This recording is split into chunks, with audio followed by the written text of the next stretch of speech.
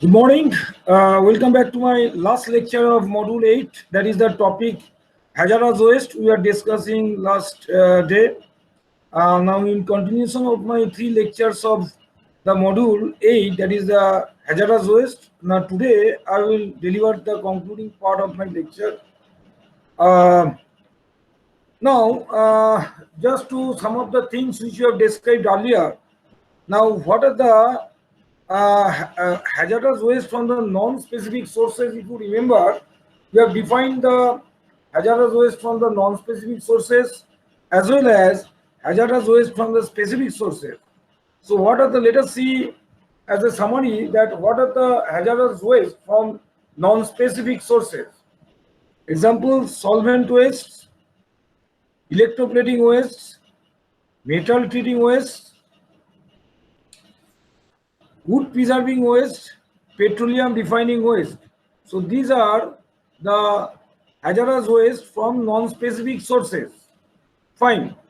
Let us discuss about the hazardous waste from the specific sources. What are they? Wood preservation, inorganic pigment production, organic chemical production, pesticide production, explosive manufacturing and production, petroleum refining, iron and steel production, primary copper production, ink formulation, secondary lead smelting, cooking products. These are the hazardous waste from the specific sources and so on, because it is not the exclusive list and so on. So some of the major part I have told. Now, we already defined the characteristics like ignitability, flammability, corrosivity. These are the things we have already described earlier.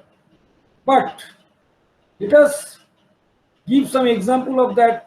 What do you mean by the ignitability? The one of the prime characteristics of the hazardous waste by which we can identify the waste is the hazardous waste.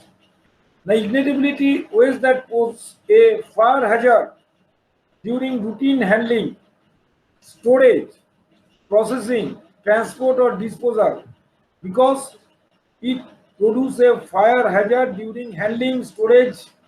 That means the hazardous waste management.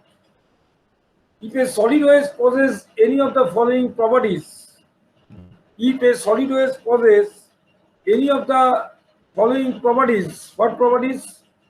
Now, less than 24% alcohol by volume and the splash point less than 60 degrees centigrade, then it can be identified as the ignitability characteristics. Again, liquid capable of causing fire through friction under standard temperature and pressure, that will have a characteristics of ignitability.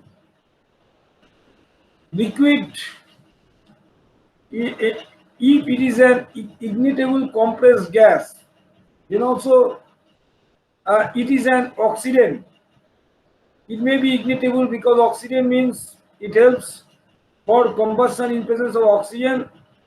Examples of the ignitability characteristics hazardous waste, that are the paint thinners are very much ignitability, are falling in the characteristics of ignitability, that is the paint thinners, paint removing compounds, solvents used for cleaning parts and degreasing.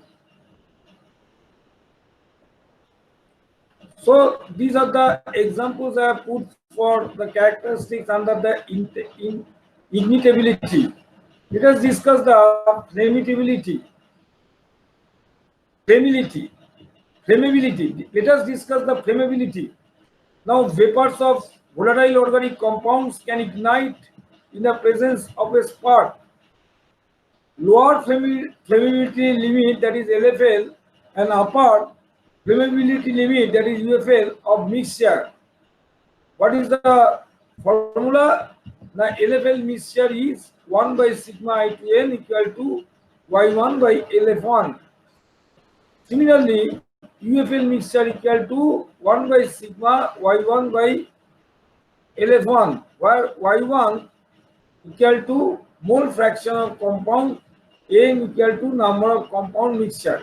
We are not going by the mathematical expression just to, as per your syllabus curriculum is concerned, we will be staying in the portion of the characteristic itself, not the numerical part. Now, corrosivity also will be identified by pH value, that is less than equal to either 2.5 or pH value is greater than equal to 12.5. That means the liquids may be the acidic, highly acidic or alkaline, which corrode steel at a rate greater than 6.35 millimeter per year at a temperature of 55 degrees centigrade. Examples of that corrosivity is the battery acid, phenol waste, acidic waste from metal plating industries. Reactivity. This is the nature of unstable waste. This indicates the unstable waste reacts violently with water. When mixed with water, generates toxic gases. These are the characteristics of reactivity nature. Cyanide or sulfide bearing waste are in the category of reactivity. Cyanide, sulfide can pose sufficient danger to human health or environment. Toxicity. Toxicity characteristics leaching procedure, that is TCLP, toxicity characteristic leaching procedure to stimulate environmental conditions in landfill. Intent of test is to determine whether toxic components of waste could lead to groundwater and soil if exposed to acidic precipitation. Examples: paint waste containing the metals like lead, silver, cadmium, chromium, mercury waste, oily waste, sludge from petroleum industry, waste containing tetrachloroethylene. These are the examples under the toxicity. Now the mixture rule is a very interesting. A mixture rule means the amount of hazardous waste and a solid hazardous waste is considered. A mixture of any amount of hazardous waste and a solid hazardous waste is considered hazardous waste. If the mixture, what do you mean by the mixture? That means if a hazardous waste is a mixture of amount of hazardous waste with a solid hazardous waste, mixture of hazardous waste and a solid non-hazardous waste is considered hazardous waste, because that non-hazardous solid waste is mixed with the hazardous waste, so it will ultimately the mixture will become the hazardous waste. So there is also an expectation to these rules, exception to these rules. What is the exception? Exception is if the mixture is hazardous, weighing a particular property, and a resultant mixture does not exhibit this property, then it cannot be categorized as hazardous waste. So the mixture has to exhibit the characteristics of the hazardous waste, then only it can be, the mixture is called the hazardous waste. For example, if paint waste is characterized as hazardous waste due to ignitability, a mixture of paint waste and sand we know which is non-ignitable, which is non-hazardous.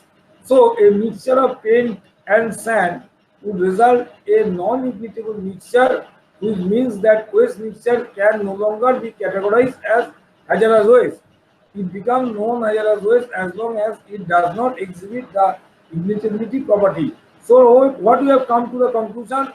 We conclusion that the mixture of hazardous and non-hazardous waste can be called hazardous or non-hazardous depending on the characteristics, whether it is the ignitability, corrosivity, flammability, toxicity, like these things which are described under the head of the hazardous waste characteristics. Example, I have told you that the sand, if it is mixed with the paint, that is the hazardous waste, and if it is the mixture, the sand and paint, if it is not found that ignitability, then it will no more called as a hazardous waste. So, if a containment such a phenolic compound leaks from a storage container, which is often seen a problematic phenomena, that a phenolic compound leaks from the storage container into groundwater in the area, the contaminated groundwater is also called a hazardous waste, because the phenol is mixed with water and the characteristics of the mixture will resemble like the hazardous waste. So this applies to any natural material, soil, groundwater, source water incorporated into a hazardous waste.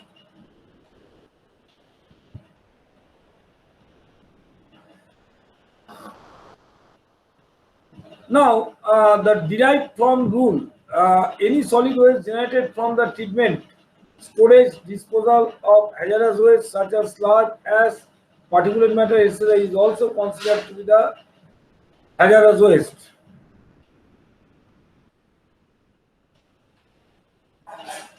Now, I am just skipping the mathematical portion because this is not covered in your syllabus. Now, what do you mean by the solubility? That is the properties of hazardous waste. Let us discuss among the properties of the hazardous waste solubility. Is the extent of the concentration to which a hazardous compound dissolve in a solvent. So, what is the solubility? Now, it is the extent of concentration in milligram per liter to which a hazardous compound dissolve in a solvent. It determines whether the chemical can be found as a separate phase or dissolve. As a separate phase or dissolve. Thus, controlling fate and transport, hydrophobic compounds tend to partition into solids, form emulsions and float at air-water interface or sink to the bottom of aquifer. In general, solubility is inversely proportional to absorption. That is, the more the absorption, less the solubility, less the absorption, more the solubility. So it is inversely proportional to the absorption, bioaccumulation, and volatilization. Partitioning decreases effect of treatability. It is affected by temperature, usually expressed 25 degrees centigrade at 25 degrees centigrade. Solubility depends on molecular structure, size, forces of attraction. We can generalize by saying that size of inversely proportional to molar volume. As for example, solubility of naphthalene is 32 milligram per liter, while solubility of benzopyrene is 0.00038 milligram per liter. Why? Because the size is inversely proportional to the molar volume. Solubility depends on molar structure. Now, effective solubility. It is true solubility which is defined by the effective solubility of compound in mixture denoted by the SIE effective. In the mathematical part, I am just escaping the formulation part. I am escaping. Now, the vapor pressure. How to define the vapor pressure? One of the characteristics of the hazardous waste. The vapor pressure of a liquid is the pressure exerted by the liquid at equilibrium. When a liquid is in contact with air, molecules of the liquid leave as vapor and reach an equilibrium. That means rate of volatilization is equal to the rate of molecular dissolving. Whatever the rate of molecular dissolving takes place, it is equal to the rate of volatilization. So this is the law of equilibrium. Now then,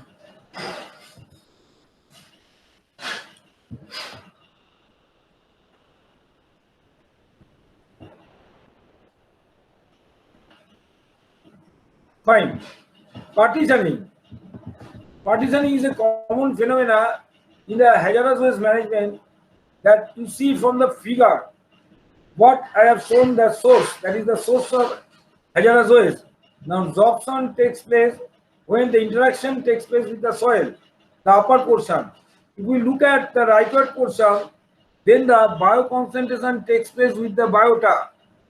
The left arrow indicates the solubility takes place in the water, and the volatilization takes place with the air from the hazardous waste source. So, what you can see from the schematic diagram, that is the, I can say, this is the figure. This is the figure showing partitioning.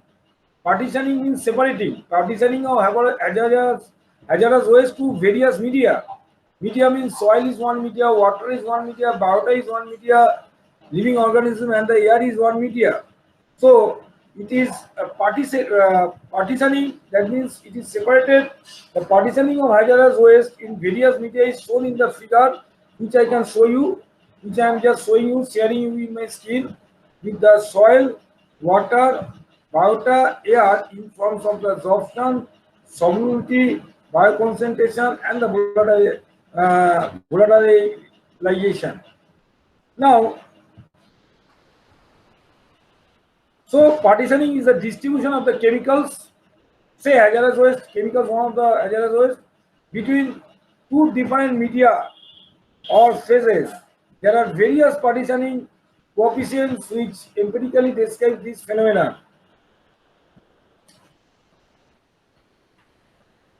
Now, octanol water partitioning coefficient is a measure of how an organic compound partitions between octanol and water. Octanol water partitioning coefficients KOW equal to K octanol by K water.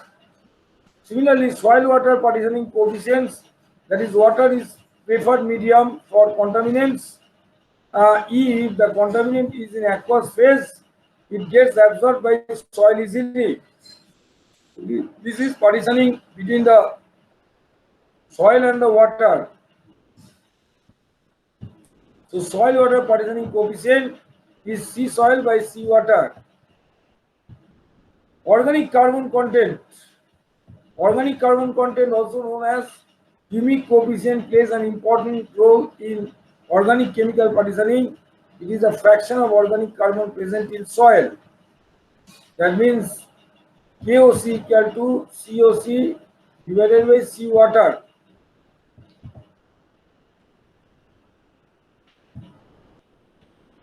Now, contaminants in biota. The partitioning coefficients between biota and water is also known as, see, water is a common because the contaminants are mostly present in water.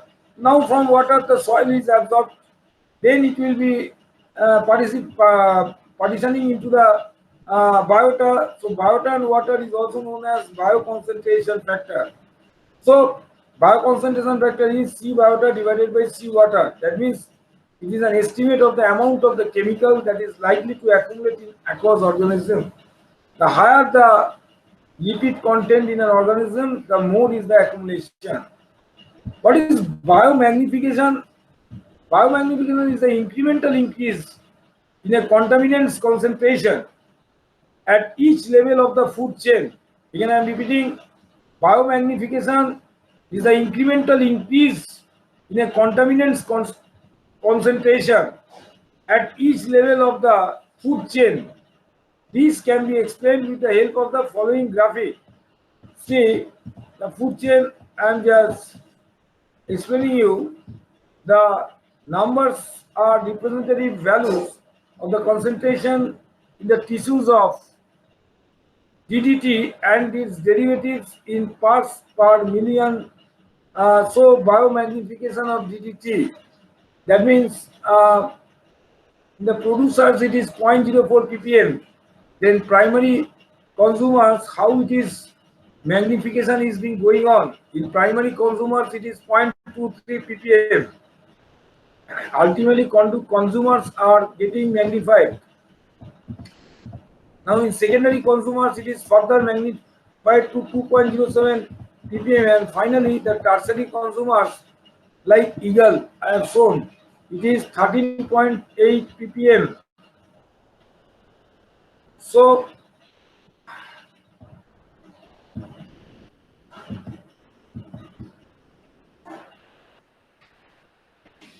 now absorption. Absorption properties of the phase as well as properties of the contaminant affect absorption into soil. You know, the absorption is soil. Absorption controls the rate at which the contaminants move across media. Okay.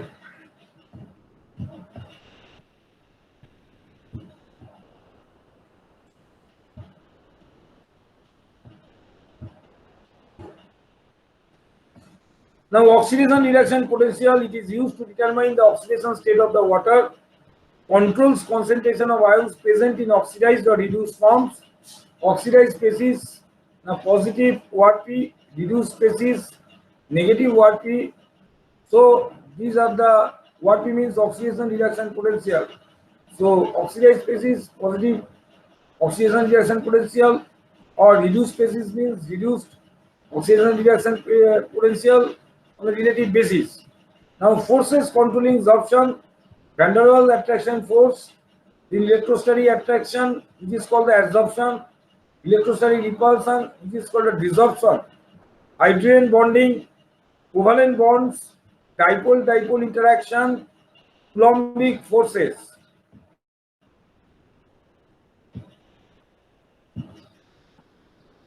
Now, hazardous waste management fundamentals. Now, determine the KOC, KD, CS. This example I am just keeping because this is again the mathematical explanation. It is not in your syllabus. So I am skipping that portion. Now, it's very vital that reason for actual solubility in field being much lesser than the theoretical maximum solubility. Now, effective solubility is proportional to the mole fraction of contaminants. So, more the mole fraction, more the solubility, less the mole fraction, less the solubility. Now, other partitioning, there are other kinds of partitioning mechanisms at play here, such as high vapor pressure of contaminants, absorption, and biodegradation.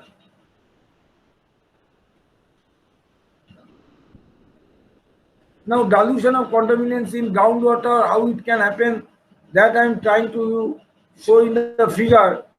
I don't know how much it will be visible to you, but I am trying to show the figure how the dilution of contaminants in groundwater takes place.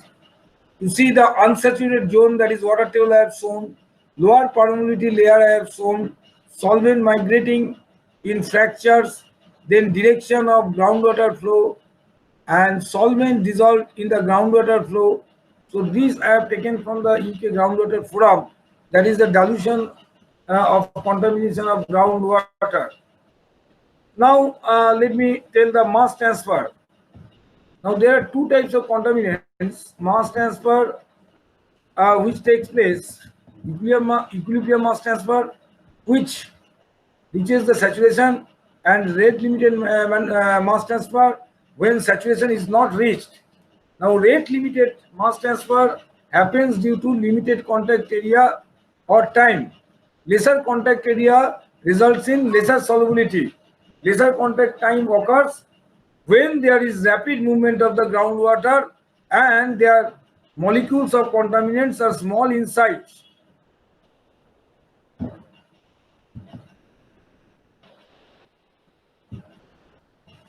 This is a figure I am showing you the surfactant monomers and miscellaneous in equilibrium with contaminants molecules and solution interface. Now, what is volatilization?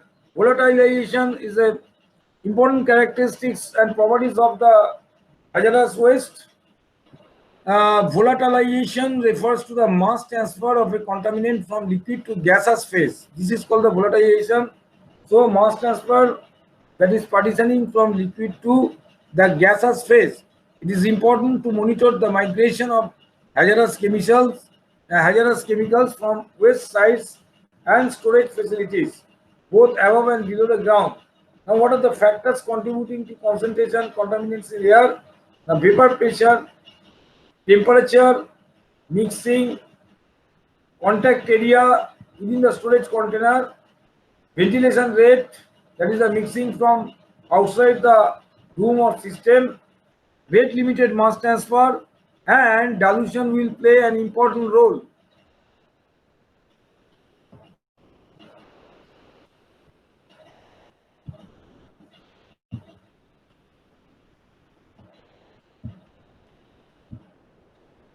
You see the performing balance of for volatilization and ventilation rates within a closed room, control room. It is shown by the cubical box. You see ventilation indicated by the arrow left and right, and volatilization takes place by Q, red marked in red. So the ventilation and volatilization flows. A closed room, in a closed room containing hazardous waste. So what is accumulation? Accumulation is flow in minus flow out plus change in the system.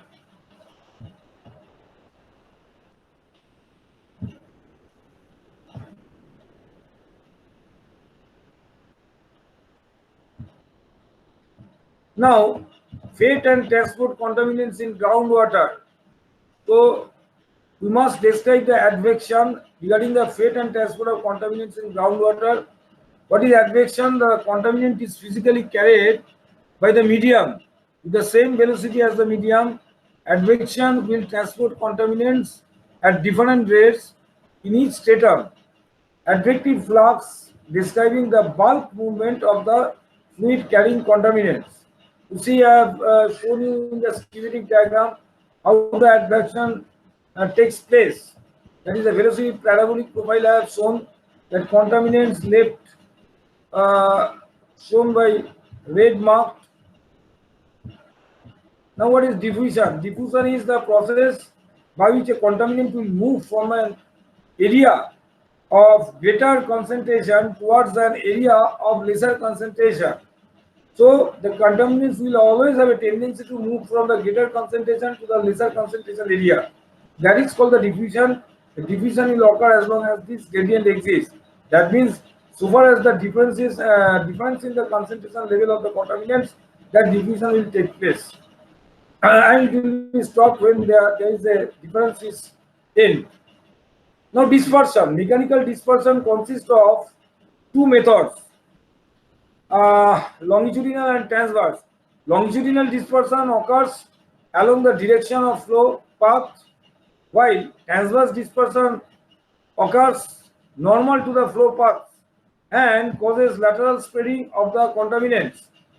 Now mechanical dispersion and diffusion combine in groundwater flow to create hydrodynamic dispersion. When the dispersion and diffusion combines, then it will create a hydrodynamic dispersion. Now the process begins when a contaminant enters into the aquifer. Once introduced,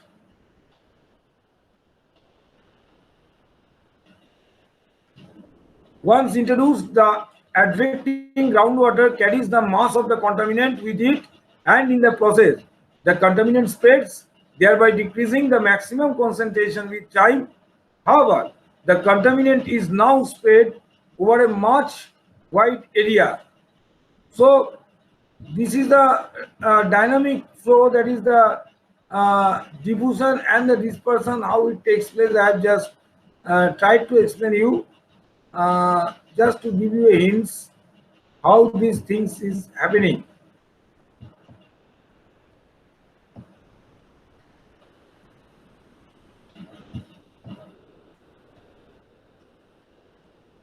Again, I am skipping the numerical mathematical portion because this is not the in your scope of your syllabus. Now, finally, I have come to the conclusion part, that is of the hazardous waste. Finally, that is the transport of contaminant to air. Now, contaminant properties through atmosphere depends on many factors such as fuel properties, wind, and atmospheric turbulence. So these are the factors on which the transport of contaminants to air is dependent.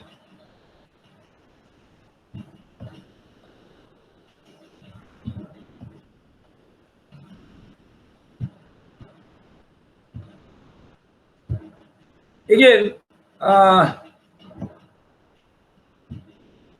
finally, health effects of hazardous waste. A hazardous waste can have adverse health effect in any of the following scenarios.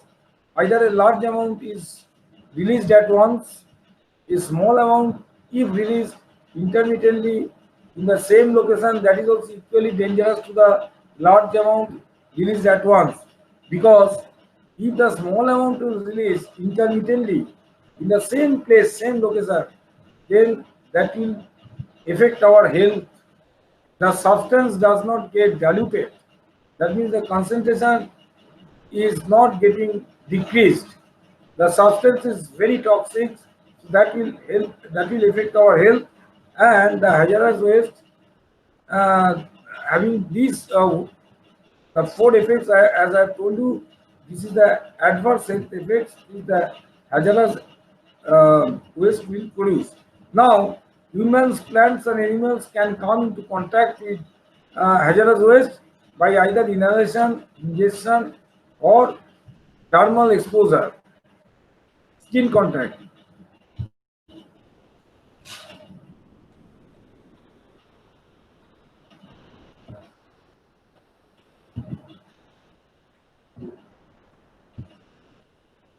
So, exposure can be acute or chronic. Acute exposure, single exposure for short time period. Chronic exposure, that is repeated exposure over long periods of time. Now, what is the example of the acute exposure? Burn on your finger from an acid. This is the one time single exposure, so acute exposure. And leaking dump site, which results in contaminated groundwater. Health effects including cancer, liver, kidney failure, so physical and mental development. So this is the end of my module 8, that is the hazardous waste. I have described elusively over the different types, characteristics, and how to handle these hazardous waste. Because the characteristics and the properties of the hazardous waste I have also defined many times in my full lectures in module 8.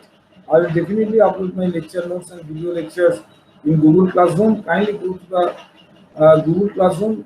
Definitely, after the I will attend the, I will arrange, I will conduct the live class for one-to-one interaction session. If you have any queries, any clarification needed, live classroom definitely will meet, and after that I will submit. I will upload in Google Classroom the assignments in few questions for submitting from your part. So thank you for having patience for listening my video lecture. Have a nice day to all.